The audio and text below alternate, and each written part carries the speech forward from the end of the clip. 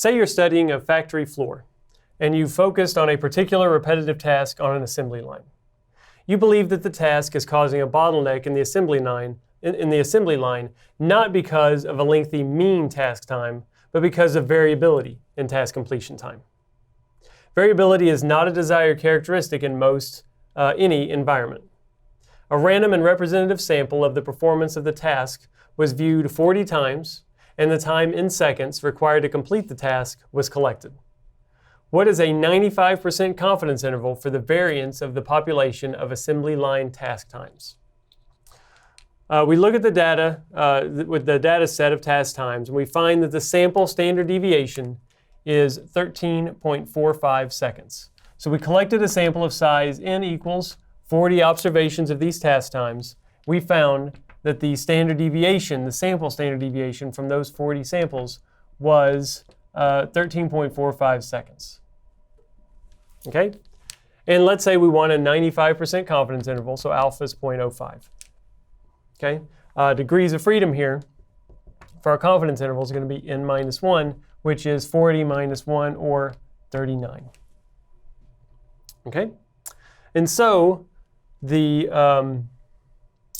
confidence interval for variance is sigma squared is in between n minus 1 times s squared over some chi-square value. Okay? And down here, it's n minus 1 times s squared over some chi-square value. 4 degrees of freedom, n minus 1. And so up here, this is going to be the bigger number. This is going to be the bigger number. These two numerators are the same, so that must mean that this number is smaller than this number. Okay, so we have a chi-square distribution with n minus 1 degrees of freedom. If we want alpha over 2, 0.025 up here, and we want alpha over 2, 0.025 down here, remember that the table gives us only upper tail values.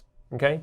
So here, this is the larger value on the chi-square axis. That must mean that it is in the denominator for the smaller value down here. Okay? This is the smaller value. Let's go ahead and just write these out. This is n minus 1 for alpha over 2 in the upper tail. This is chi-square for n minus 1 degrees of freedom, 1 minus alpha over 2 in the upper tail. So that must mean down here, we have the smaller of the chi-square values, such that the ratio is bigger, ends up being the upper bound. So this is 1 minus alpha over 2.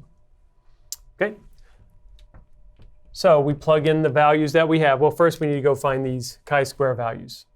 So we need to find these values on the chi-square axis. Odds are we're not going to find degrees of freedom 39 in most any chi-square table that we're going to look up. So let's go use Excel and use the Excel function chi-square dot inverse dot right tail, RT. Okay? And so what we provide for this function is the upper tail probability, comma, and then the degrees of freedom. Okay? So what we want is 0.025. So we're going to say chi-square inverse dot RT for 0.025 in the upper tail for degrees of freedom 39. Okay? Whenever we do that, we get a value of 58.120. So this value right here is 58.120. Then we need to do this again, the chi-square inverse dot RT function, and we're going to input 1 minus alpha over 2, 0.975 for degrees of freedom 39. And whenever we input that into Excel, Excel gives us the value of 23.654. This is 23.654. Okay, so now we just have to input all these values in here. We've got n minus 1, 40 minus 1, times s squared, 13.45 squared, divided by this smaller value down here, 23.654. Okay? Then down here, we've got 40 minus 1 times s squared, 13.45 squared, divided by this bigger chi-square value, 58 0.120. Okay? Whenever we work that out, we should get that the upper bound is 298.23 seconds squared. And then down here, if we work this out, we should get 121.38 seconds squared. Okay?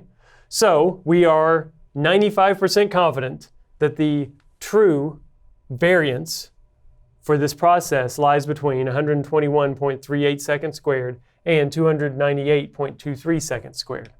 If we prefer the standard deviation, we could take the square root of all sides, and we would get something like this, that sigma lies between 17.27 seconds and 11.02 seconds. Okay, so again, we're 95% confident that the standard deviation, the true standard deviation of task time, lies between 11.02 and 17.27 seconds, based on our sample of 40.